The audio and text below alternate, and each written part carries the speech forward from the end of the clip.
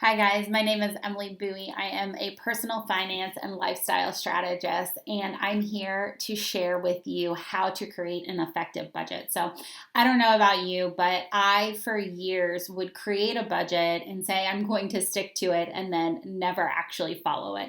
So, I have put together a 5 step process to make sure that you're actually optimizing each of your dollars. Every dollar has an assignment, actually, every penny has an assignment, and you know where it's going.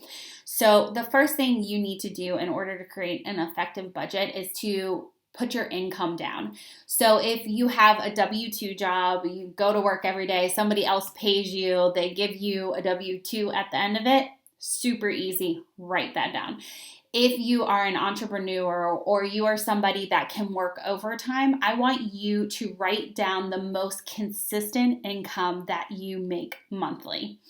And the reason I want you to use the most consistent income, not your highest month or your lowest month, is because I want you to really hone in on the amount of money that you can guarantee coming in each month so that your expenses do not exceed that. What we have a tendency to do when we can just work overtime or sell one more package is that we get the lifestyle creep. We start spending more money because we are making more money. However, our budget should be based off the money we know consistently will come in each month. The second thing I want you to do is write down your fixed expenses. These are your bills that do not change from month to month.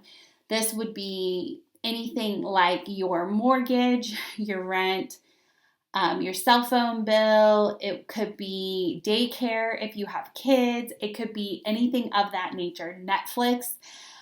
These expenses aren't going to change month to month, and you know what they are to the penny. And the next thing I want you to do is write down your variable expenses. And this is where it gets a little tricky. This is where I feel like most people trip up.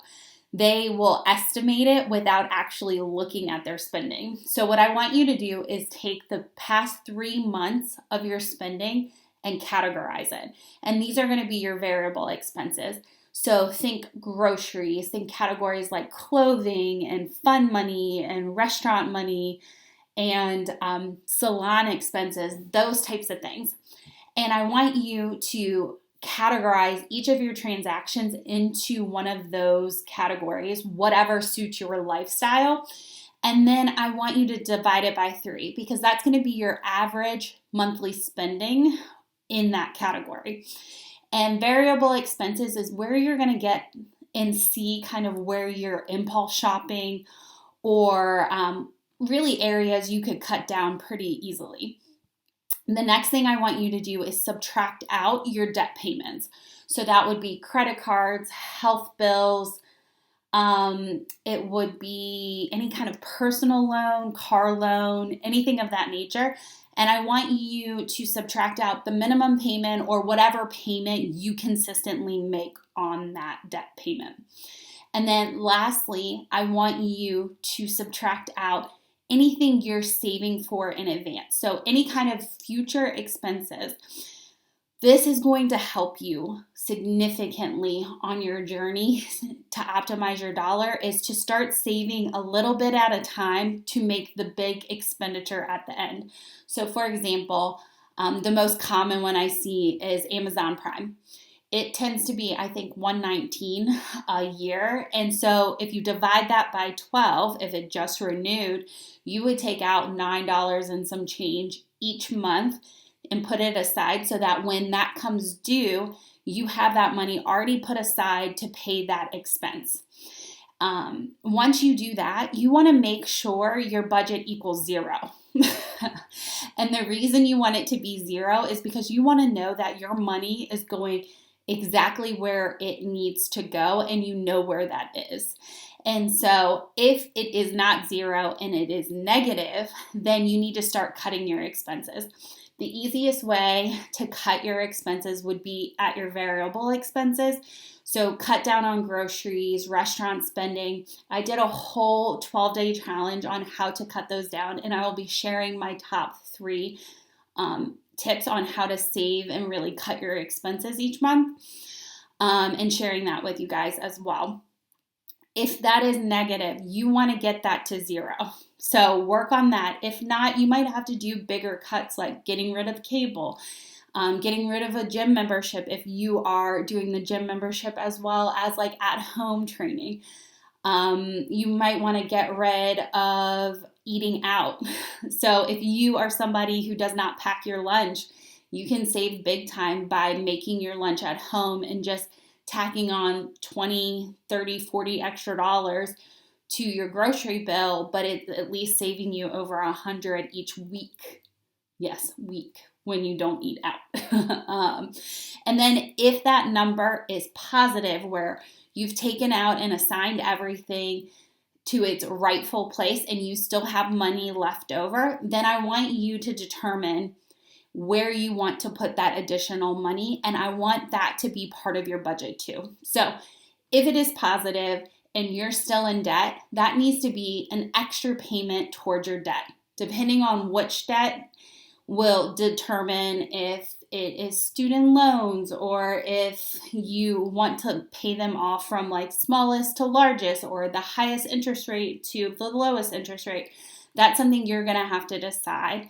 But you want to make that extra payment towards your debt so that you can get to a point where you no longer have debt payments. If that number is positive and you're out of debt, then that amount needs to either go to an emergency fund. If you are fully funded in an emergency fund, you want to send that money into savings. And it will be savings for something even better of whatever you're looking forward to. So like for me, currently, we are out of debt. We have a fully funded emergency fund. So any extra money we save outside of our sinking funds, where we know there are future expenses coming up, I will put that money towards whatever luxury thing we are saving for at the time. So currently, we're saving for a vehicle. So all of my extra spending, including all of my extra dollars, including the money I'm already saving, is going to go towards that car. So I already am putting a portion of my paycheck into that car, but I'm also going to take whatever excess I have and throw it at that car, because the sooner I pay for that car, the sooner I can get it, but then I can start saving for the next thing. So what I really want you to do is take this time to make this a zero budget. And then I want you to go back to each of those expenses and put a date next to them as to when they are due. And then I want you to break up your expenses by the times you get paid. So this is going to be the key to really optimizing your dollar, is to really spread your expenses over your paycheck and closing your paycheck out each week and then closing out your month.